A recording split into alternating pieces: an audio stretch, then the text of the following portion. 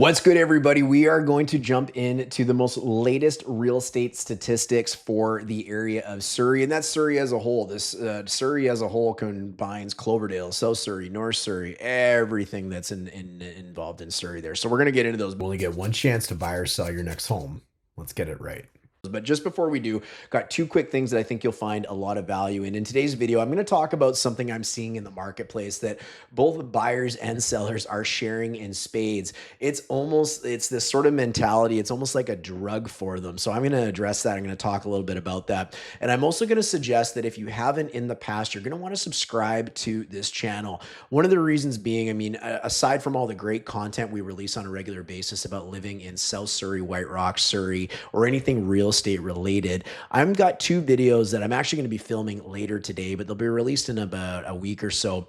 And it's the top things that I think both sides of the buying spectrum are going to get wrong in 2026, or certainly at least for the remainder of this year.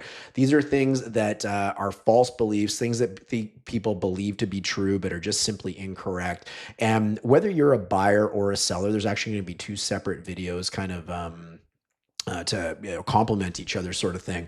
But I think you're going to get some really good value out of that, and I think it's going to help give you some really good perspective shifts, so you know what to pay attention to, what to watch out for, and how to really be successful. So again, if you haven't subscribed to the channel, you're definitely going to want to do that. So anyways, let's get into what's going on with Surrey real estate and go from there. So of course, we're going to be looking at the benchmark price of homes in this presentation, all related to the home price index. So if you're unfamiliar with the home price index, very, very smart people at the University of British Columbia put this together for our real estate association, as well as other ones across Canada. And what it is it kind of measures what the price of the typical home has done. So it's not an average, it's not a median. I want you to think of it almost like inflation for houses. Did they inflate up? Did they inflate down? And I think in today's day and age, everybody is very familiar with what inflation is. So this graph right here, this is the Fraser Valley Real Estate Board as a whole, North Delta all the way to Mission and Abbotsford and whatnot. But something really kind of caught my eye on this for this particular month, and this is really year to date. But what I want to show you is if you look at the very right of the graph there, where you can see 2024, look at the length of the blue line, and that blue line represents new listings. And if you look at any time in the past, this goes back to 1990, where we had that many listings on the market, there's only a couple years that actually show up. Now, if you go down a little bit, still on the same side of the graph on the right, you see the little tiny red line, which is one of the shorter ones on this entire graph, okay?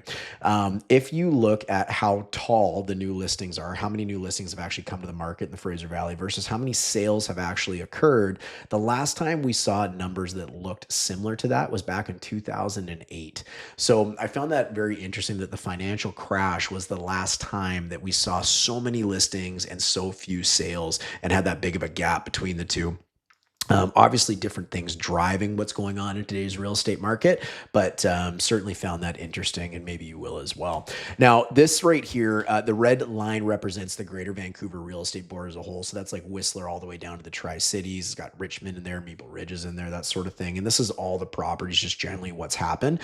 What I found interesting about this one is since 2024, if you run all the way, which is almost about 2 years from there, you can see that prices have actually kind of stayed flat. It looks like they kind of elevated up from where they were obviously at the start of 2024. But if you kind of look just 2 years to 2 years sort of thing, they're almost exactly where they were previously. So kind of interesting. Now the Fraser Valley Board, which I already described the areas for, a little bit different. That's the blue line on here. And they were just shy of about $1 million for all the property types kind of thrown into a blender. But you can see they've kind of softened down to just under the $0.95 million mark. So it kind of is a tale of two markets, different things happening in the Vancouver board than the Fraser Valley board, obviously, which is where Surrey is located. So what's going on with condominiums? Well, we got this red line here that represents a balanced market condition where there's no real advantage to either party. And you can see condominiums in the city of Surrey are well below that. So they're in and around maybe the 9.5% mark, which means about 1 out of 10 condominiums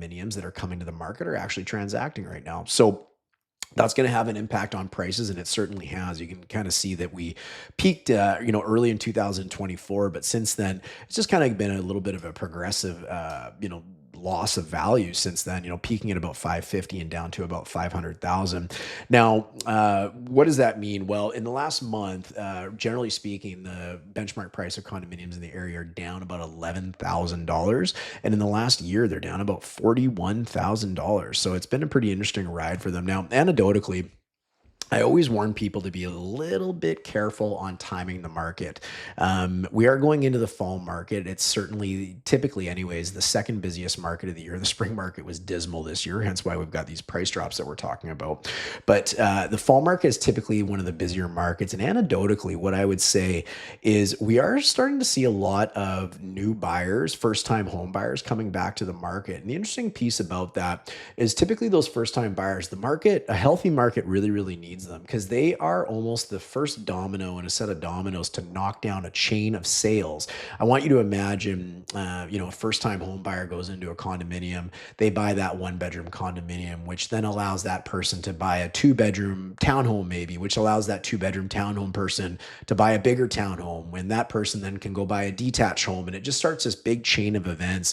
Whereas in the last year or so, it feels like it's just been a lot of property owners trying to trade properties with each other because there's been none of those dominoes knocking down from those first time buyers. So we are starting to see a little more movement on the entry level product, and it'll be interesting to see if that continues on into the fall.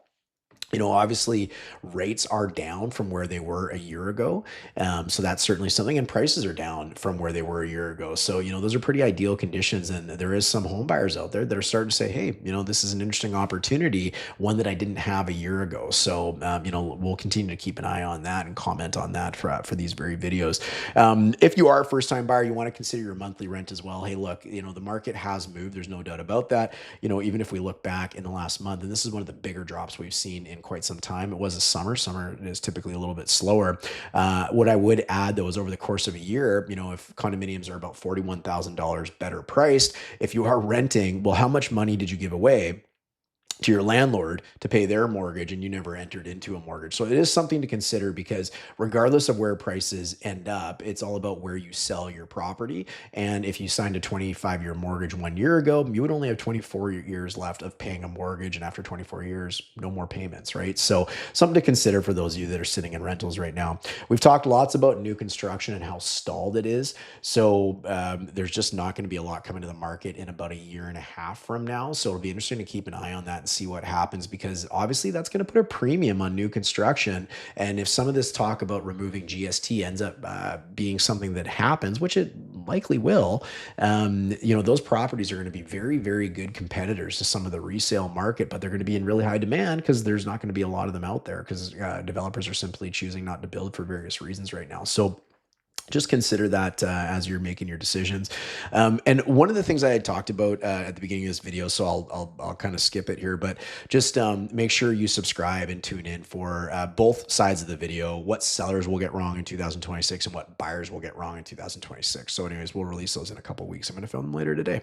Townhomes. Okay, red line, balanced market. So you can see we fell just down to about 11.5%, generally speaking, which is going to, again, have an impact on pricing. Okay, so this is what townhomes have done over the last year and a bit here.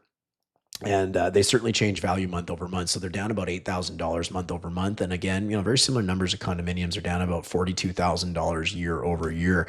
So again, advantage in the market is certainly for, or actually, pardon me, that should say buyers, not advantage. None, I made a mistake. But anyways, pretend it says advantage buyers.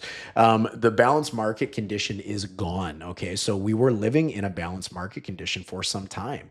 It still was having a little bit of pressure on prices, but not super substantially. So, from July to August, that went away. There was just more inventory than buyers were willing to choose from. So that did change a little bit. I've talked a lot about the missing middle. The townhome market is the missing middle that people talk about again and again and again. It's affordable. It's got the space that families need. So I think this will be the market that is going to fare the best out of all the markets. And going into the fall market, we'll see if that continues to be proved to be true. We talked a little bit about the dominoes at the first-time home buyers. If they start buying those condominiums, that will prop up the townhome market. So certainly something that you're going to want to consider and watch for.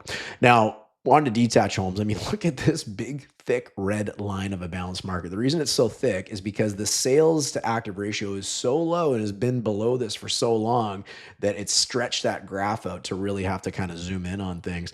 So what you can see is detached is certainly the most challenged product of them all. And they're down in about the 7 to 7.5% range of what's actually transacting. Folks, that's like 1 out of 13, 1 out of 14 homes coming to the market actually transacting. That's a very, very difficult market for anybody trying to sell their home, which has had a big impact on pricing. And, unlike some of the other numbers that I've shown you here, when the condo market goes down, if it goes down by a few percentage, well, that's not a lot, because in the, comparison of a condominium that's not worth nearly as much money as a detached home, the numbers just simply aren't big. But look what the numbers are for a detached homes. So month over month, they're down about $20,000 according to the home price index. And in a year, they're down about $95,000. So almost $100,000 change in just one calendar year. So obviously this is a big advantage to a buyer. Tons and tons and tons of inventory to choose from. Here was the new thing, or the new drug in the market that I wanted to bring up, and what I'm calling it is hopium. A lot of real estate sellers out there are just simply burying their heads in the sand and pretending like what I'm showing you right now is not happening, and it is happening. And I'm calling that hopium. They're sitting there hoping that things will change, hoping things will get better. And there's simply a lot of people out there who really need to move, or it's a really good idea for them to move. The prices on what they want to buy have also come down, but they are so fixated on what those high water marks for property prices may have been in like 2022 that they just can't wrap their heads around or selling their homes for a little bit less. What I want to tell you here today is hope is not a strategy. Hope is not what will sell your home. Being appropriately priced in today's market is one of the biggest things that's going to help you get your homes transacted, among other things, of course. But the price is like the number one thing that people are paying attention to. It's like going on a dating site and, people are simply looking at the looks of people, which we know is terrible, but that's what they do. Well, they're looking at the price of your home. And if it's not in line with other comparables in the area or other homes that offer similar value, you're just not even part of the conversation. They're not even coming to visit. So hope is not a strategy in a market like this.